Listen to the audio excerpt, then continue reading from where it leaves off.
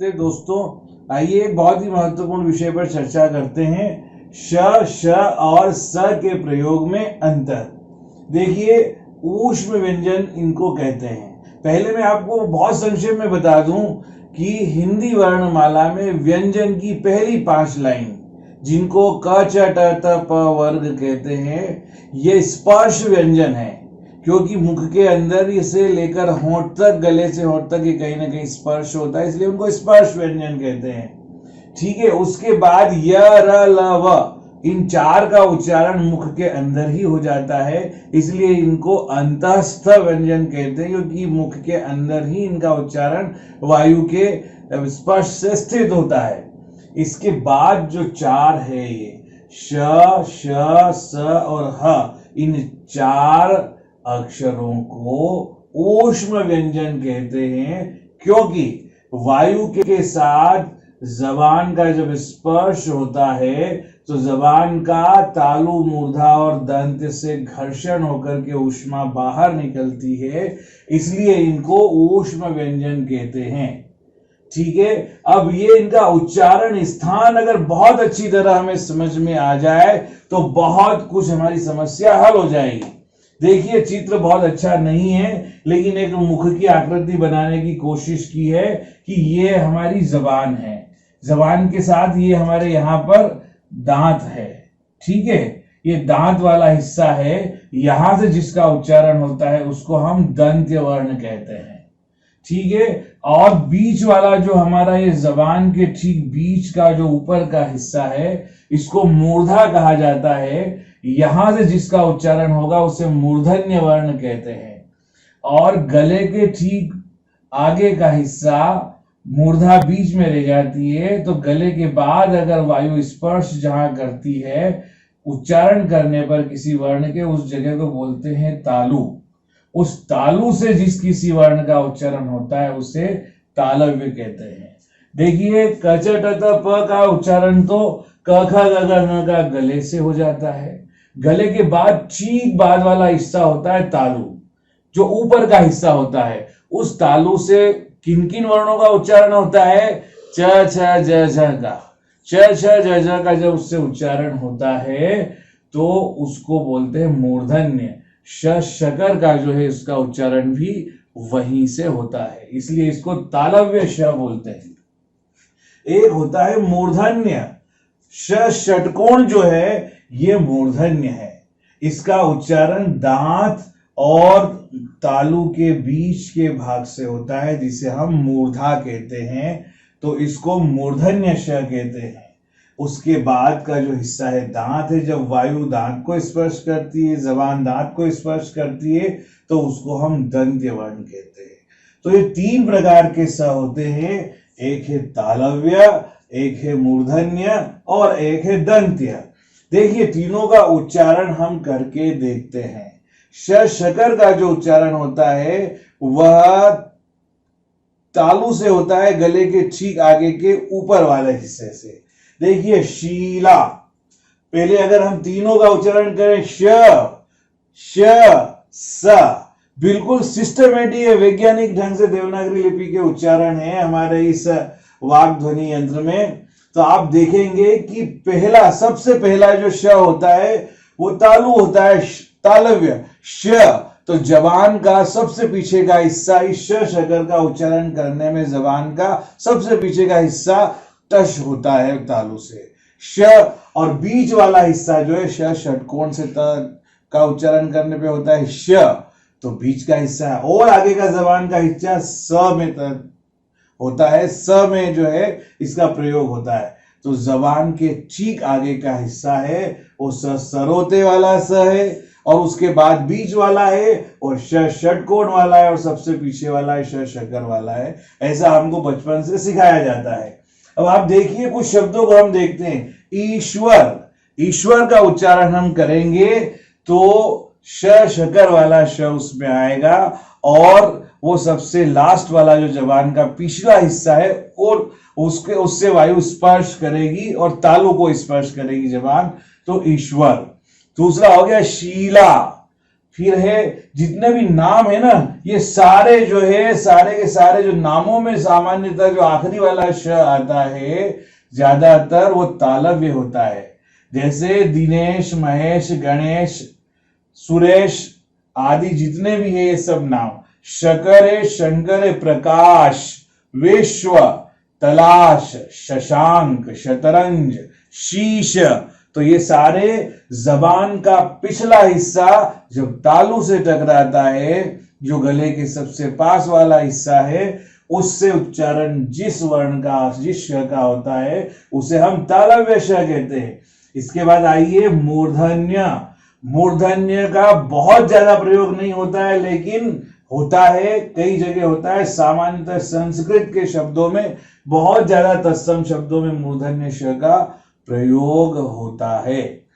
मूर्धन्य श की सीधी पहचान है, जबान के बीच का हिस्सा हमारे मुख के ऊपर वाले बीच के हिस्से से टकराता है, तो वहां पर मूर्धन्य श होता है। देखिए भाषा, न जबान के आगे का हिस्सा टकराया, न एकदम पीछे का, बीच वाला हिस्सा भाषा। षड्यंत्र, षड षट षट षड, षट मतलब पीछे, षड मतलब पीछे। जहां पर भी 6 के श के अर्थ में कोई श आता है, वहां पर 100% आंख बंद करके हम कह सकते हैं कि वहां पर मूर्धन्य श है। जैसे 6 प्रकार का जो प्रपंच होता है उसको बोलते हैं षड्यंत्र। 6 प्रकार का जो कोण होता है, उसकी आकृति होती है, उसको बोलते हैं षटकोण। जो छठ होती है तिथि में, उसको बोलते हैं षष्ठी। और 6 मुख वाले को बोलते हैं गणेश जी को षडानन। 6 प्रकार के रस है तो षडरस। 6 पांव वाले को षडपद, 6 को बोलेंगे षड या षट। और 6 अंग अगर है तो षडंगी, 6 चक्र है तो षट चक्र।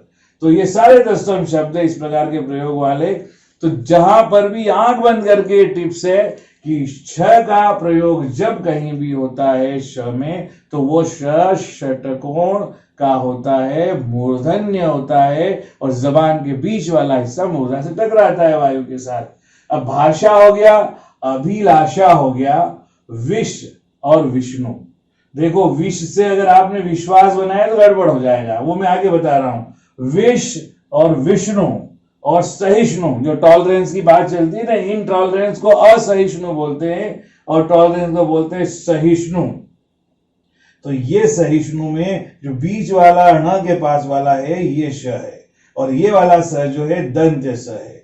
आइए अब हम दंत्य स की बात करते हैं। दंत्य स का उच्चारण सामान्यतः बहुत अधिक प्रयोग में आता है, और ये दंत्य स जो है ज्यादातर तद्भव शब्दों में होता है। तत्सम में तो होता ही है, लेकिन इससे तद्भव शब्द बहुत सारे बने हैं।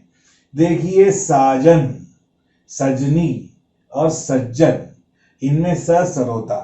जबान का सबसे अगला हिस्सा जिस स से के लिए टकराता है दांत से, और उसे बोलते हैं दंत्य। साजन, सरोता, सज्जन, संज्ञा, संध्या, समीर, सौदा, सौ, सौगात, सूर्य, सट्टा, सूरज, सड़ना, सरिता, सार, प्रसार। ऐसे जितने भी स के शब्द है वो दंत्य सीधा सा है। आप एक बार ठीक से समझ लीजिए कि जबान का सबसे अगला हिस्सा जब दांत से टकराता है तो वह स जो होता है दंत्य होता है, और उसका प्रयोग इस प्रकार से होता है। अब देखते हैं दोनों प्रकार के श अगर एक साथ आ जाए तो क्या करेंगे। उसमें देखिए कुछ खास प्रयोग है, मैं बहुत संक्षेप में समझा रहा हूं।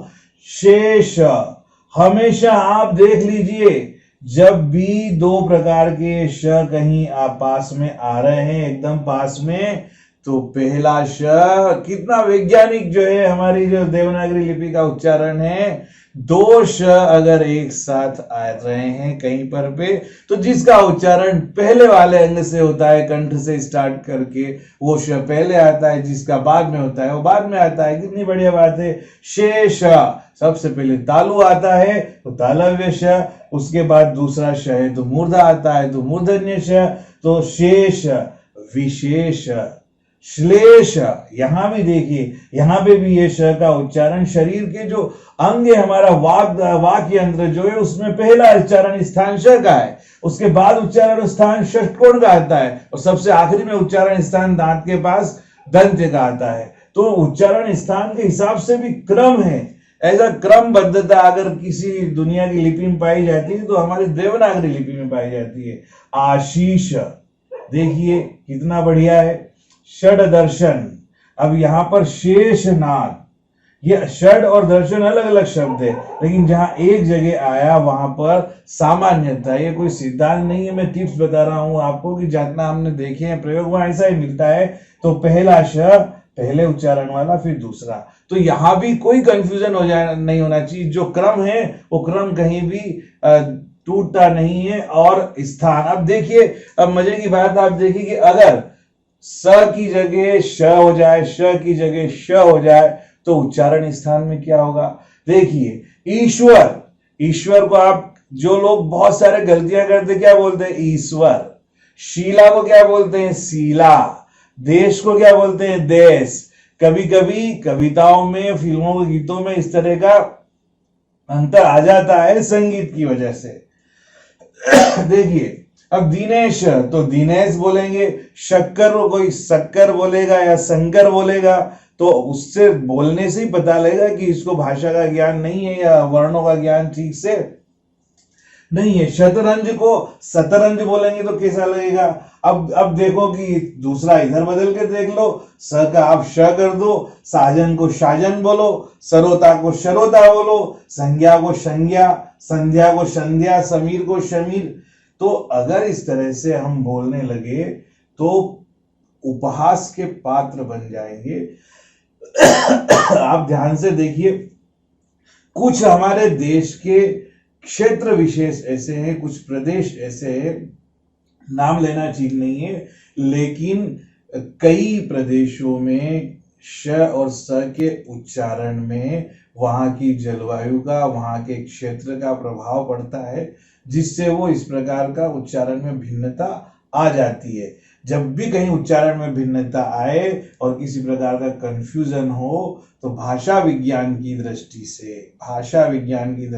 वाक्य यंत्र की दृष्टि से जो क्रम है उसके अनुसार ये होता है। मुझे लगता है कि अगर आपने बहुत अच्छे से ध्यान से समझा है तो किसी प्रकार की इसमें आपको कोई संदेह नहीं होना चाहिए, जीवन में कभी आप गलती नहीं करेंगे। फिर भी एक और चीज बता दूं, जो क्ष हम बोलते हैं ना, कक्षा, कुछ लोग कक्षा बोल देते हैं, तो कक्षा जो शब्द है ये इसमें भी श षटकोण का मिला हुआ है। आधे क के साथ जब पूरा श मिलता है तो एक ये श का प्रयोग वहां ये वाला श होता है, हमेशा ध्यान रखिए। एक और इसमें बता देता हूं कि स सरोते वाले के साथ में जब र मिल जाता है तो श्र बनता है, श्रीमान जी वाला श्र। तो जो श्रीमान श्रीमती वाला श्र है उसमें स सरोते का मिला हुआ है। जो क्षत्रिय वाला क्ष है, क्षमा वाला कक्षा वाला क्ष है, वहां पर षटकोण का मिला हुआ है। यहाँ आकर के हमारा ये चैप्टर, छोटा सा जो उदाहरण था, ये वीडियो पूरा हो जाता है। आपको समझाना कैसा लगा आप कमेंट जरूर दें। ज्यादातर हमारे मित्र मुझे फोन करके बताते हैं, मेरे व्हाट्सएप पर देते हैं, लेकिन यूट्यूब में ही अगर आप जो स्थान है वहां पर कमेंट्स बॉक्स में जाकर कमेंट्स देंगे, बहुत अच्छे अच्छे कमेंट्स आ रहे हैं। वो कमेंट्स अगर यूट्यूब में आएंगे तो पूरे विश्व में, दुनिया में, वर्ल्ड में जो भी यूट्यूब देखता है वो पढ़ सकता है, हमें भी अच्छा लगेगा। आपको अभी भी कोई संदेह है तो बेझिझक आप अब कमेंट्स में लिख दीजिए, फोन कीजिए, हम कोशिश करेंगे और अध्ययन करेंगे और सर्च करेंगे और आपको अच्छे से अच्छा वीडियो देने की कोशिश करेंगे। आज के लिए अभी इतना ही। धन्यवाद, नमस्कार।